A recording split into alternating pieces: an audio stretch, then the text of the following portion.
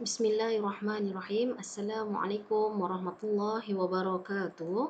Kita jumpa lagi hari ini untuk meneruskan sesi pembelajaran online dari rumah bagi mata pelajaran Sirah tahun 4. Masuk pelajaran 2, Pembangunan Negara Islam. Hari ini Ustazah akan terang satu tajuk di bawah Pembangunan Negara Islam, iaitu Unit 1, Pembinaan Masjid.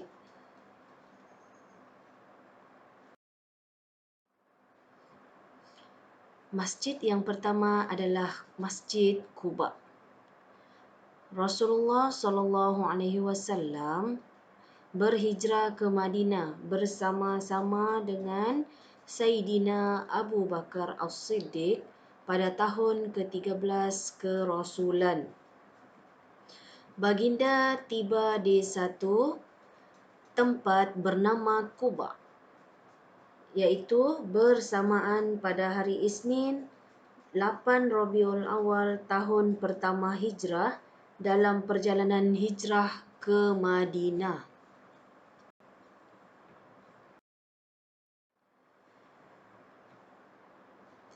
Di Quba, Baginda tinggal selama 4 hari dan di situlah Baginda membina Masjid Quba. Baginda juga bersolat di dalam masjid tersebut.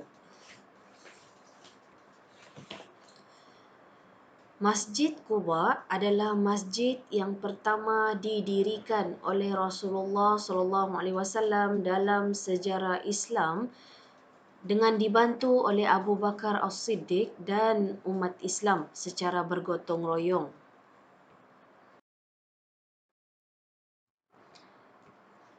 Fungsi utama masjid adalah sebagai tempat beribadah, sebagai contoh untuk solat, tempat pendidikan dan pengajaran, serta tempat pentadbiran dan pengurusan apa jua hal-hal ehwal yang berkaitan dengan negara Islam.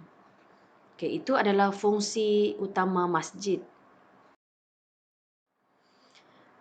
Masjid yang kedua adalah Masjid An-Nabawi.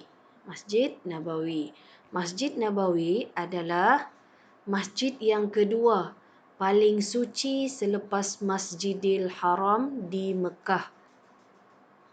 Dan Masjid An-Nabawi telah dibina pada tahun pertama Hijrah oleh Rasulullah SAW bersama-sama umat Islam Madinah secara bergotong royong.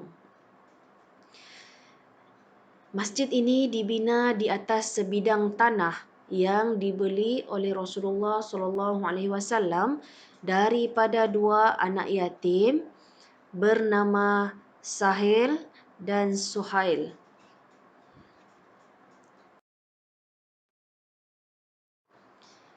Rasulullah SAW menyampaikan ajaran Islam kepada orang ramai di dalam Masjid An-Nabawi.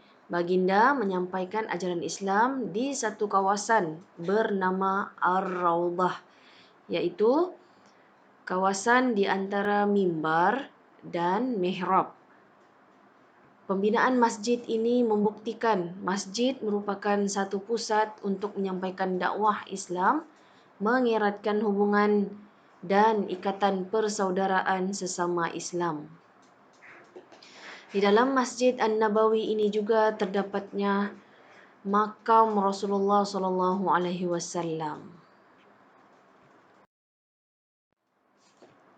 Dalam sabda Rasulullah SAW, maksudnya daripada Jabir radhiyallahu anhu meriwayatkan bahawa Rasulullah SAW telah bersabda, pahala sekali solat di Masjidil Haram sama dengan 100,000 kali solat di tempat yang lain.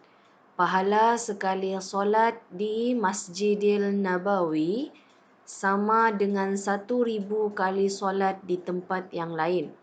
Dan pahala sekali solat di Baitul Maqdis sama dengan 500 kali solat di tempat yang lain.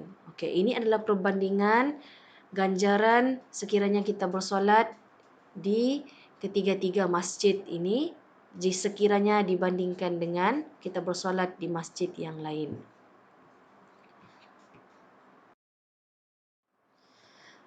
Masjid yang ketiga adalah Masjidil Haram.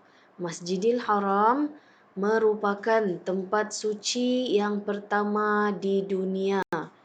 Dan masjid ini merupakan masjid pertama paling suci bagi umat Islam yang mana terletak di Mekah Al-Mukarramah.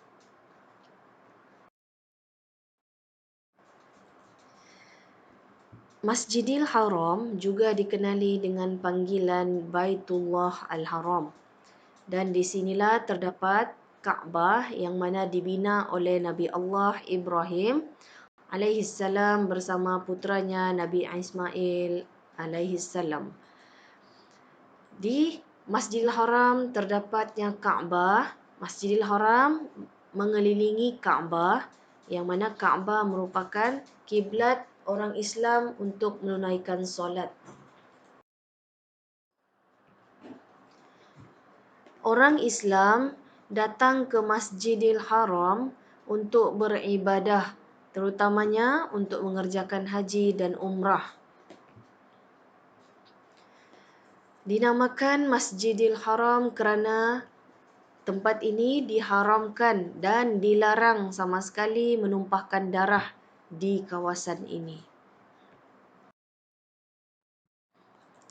Firman Allah Subhanahu wa taala dalam surah Ali Imran, A'udzu billahi minasyaitonir rajim. Bismillahirrahmanirrahim.